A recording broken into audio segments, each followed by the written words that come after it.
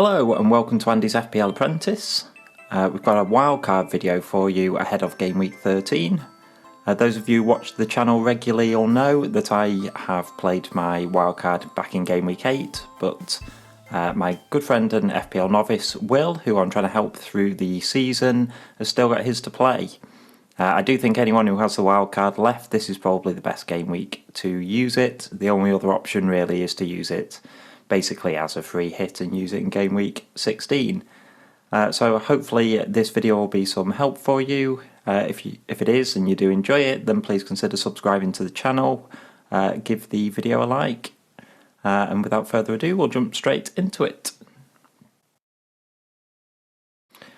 So first up, the goalkeeper. I've gone for David Raya from Brentford. I think there's a lot of possible options. I don't think there's a kind of standout candidate actually for the next 4 game weeks. Really, it's just looking at the fixtures. Brentford have got Aston Villa away, Wolves at home and Nottingham Forest away in their next 3. And then Man City is last before the break. Those 3 fixtures really are against 3 of the worst attacks in the league. I think that's definitely worth targeting. But I think like Guaita's an option for Crystal Palace. I've personally got Pope for Newcastle, who I'm happy with. I think as long as you've got playing keeper on the bench, though, that can rotate in for that Man City game, then I think the 3 fixtures before it are the reason why I'd go with David Raya. So next up, the defence. And it's a bit clearer for me, I think, and who I would want to bring into my defence. First up, I've got Saliba. Really, I just want an Arsenal defender in there. The fixtures are still pretty good with Southampton away, Nottingham Forest and Wolves in the next 4. Chelsea's the only real tough one there. I've gone for Saliba. I think he's probably the most sort of potential attacking points there, but if you want to save some money, Ben White has started every game, even though he's been playing right back. Gabriel, really it's a toss-up, I think, between those 3. I think Saliba's got the biggest potential upside, but like I say, if you want to save the money, then Ben White's a perfectly good option there. Kieran Trippier I've left in my team, although I don't think the fixtures are the best, but his form's just been excellent over the last few game weeks. Spurs away is a tough game in 13. Villa and Southampton look pretty decent, and then you've got a Chelsea game which is tough again. I think there is an argument for getting rid of Trippier, but I think on form is well worth leaving in there. And finally, I've gone for Cancelo, who with Brighton at home, Leicester away, Fulham at home, and Brentford at home. 3 home fixtures, all bottom half teams. That's a bit harsh on Brighton, actually. You probably aren't, but I don't think the Brighton defence is impenetrable. And yeah, I think Cancelo as an attacking threat.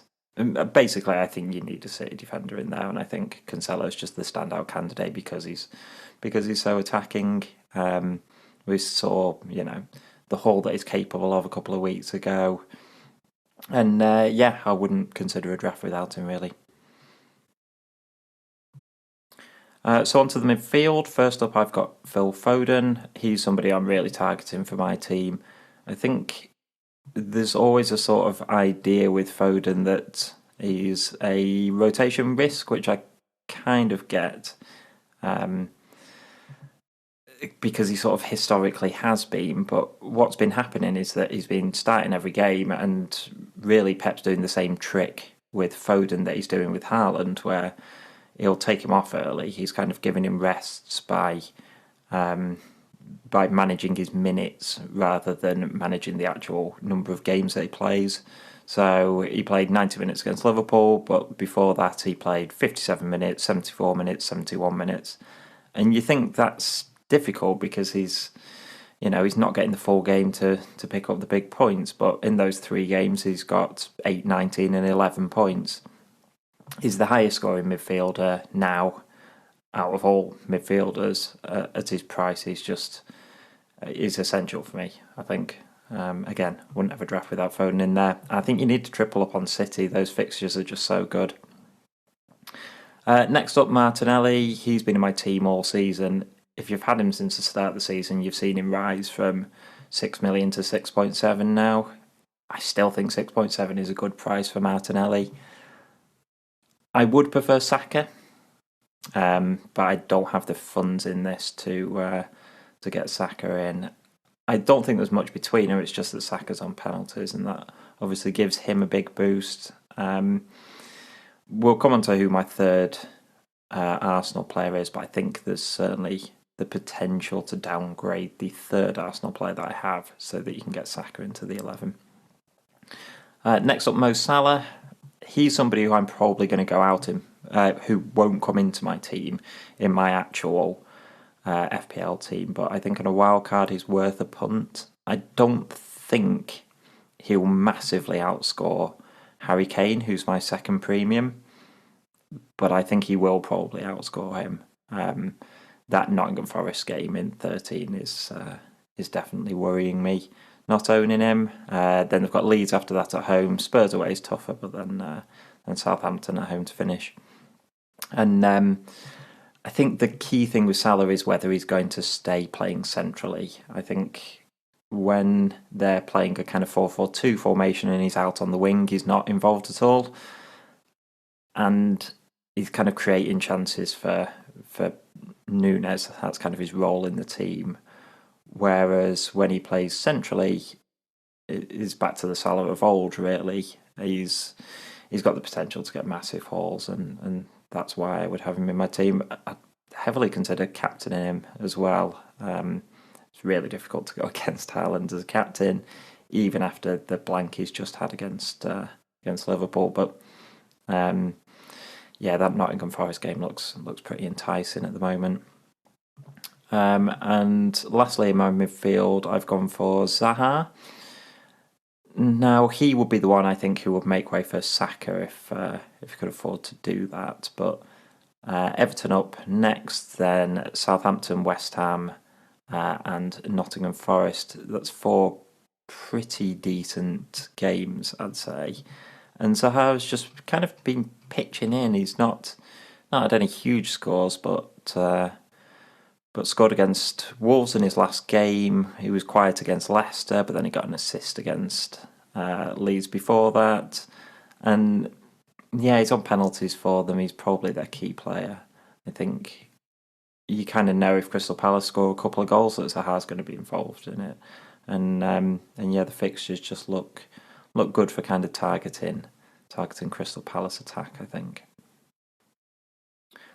And then the attack. So it will be a little surprise to see that Haaland is the first name on the team sheet, really. I think the goals will kind of dry out for him in terms of scoring more than a goal a game. I don't think he's going to keep up that sort of run, but I don't need to say much on this. The fixtures are great. Haaland's great. He'll be captain almost every week. I say, you can argue Salah maybe in Gameweek 13. But Haaland will have the captaincy the rest of the time, I think. And the points keep rolling in. Not that it makes any difference because everybody owns him and will probably captain him. So next up is Jesus, who is the player I would consider making a downgrade on if I wanted to get Saka into the 11. The problem that I had is that I'm not quite sure who I would downgrade to. Probably Ivan Toney, I think, but the fixtures aren't as nice going forward, I would say, as they are defensively for Brentford. Although Villa and Wolves haven't scored a lot of goals, they haven't conceded a huge amount either. Mitrovic is another option possibly, but Jesus, I just think, Southampton and Nottingham Forest in the next 2, their defences have just looked fairly poor this season, and I think that Jesus can keep the points coming in. So he would be my third Arsenal pick, even though I'm not 100% sold on that. Finally, I've gone for Dominic Solanke, who has pretty decent fixtures, and at his price is pretty rotatable as well. We'll come to the bench in a minute, but you'll see there's a couple of players I think you could consider bringing in for Solanke. Maybe that Spurs game at home, he's got that in game week 14. But he's got West Ham, Leeds and Everton aside from that. He's on penalties, he plays 90 minutes every week. Not expecting big scores from him, but he's got a couple of returns in the last couple of game weeks, and I can see him carrying that on over the next 4. Finally, onto the bench, I've gone for Ward as my backup keeper. I've actually got Iverson in my own team just because I was trying to save a little bit of money. But as I said, I wouldn't particularly want to play Raya in 16. And Leicester have got West Ham away in game week 16. So I'd avoid playing Raya against Man City, and I'd bring in Ward for that game, and he'll sit on the bench the rest of the time. He's risen to 4.1, but it's still a very good price for a playing keeper. Next up, I've got Andreas as my midfield backup. I just think he's just the best backup. Sort of bench option really in midfield for his price, 4.6 million. Got a couple of returns in the last couple of game weeks as well. I'm not going to say I would expect loads of that, but he's certainly somebody who you could rotate into your team at various points.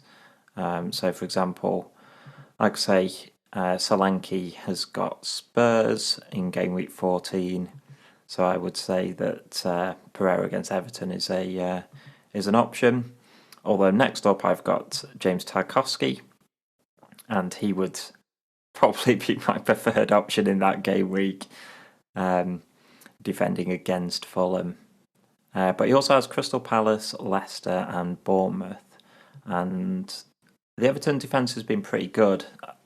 I will caveat that by saying that their expected goals conceded aren't particularly good, and they've kind of overperformed defensively. But I do think with Tarkowski and Conor Cody, they've looked considerably better than last season.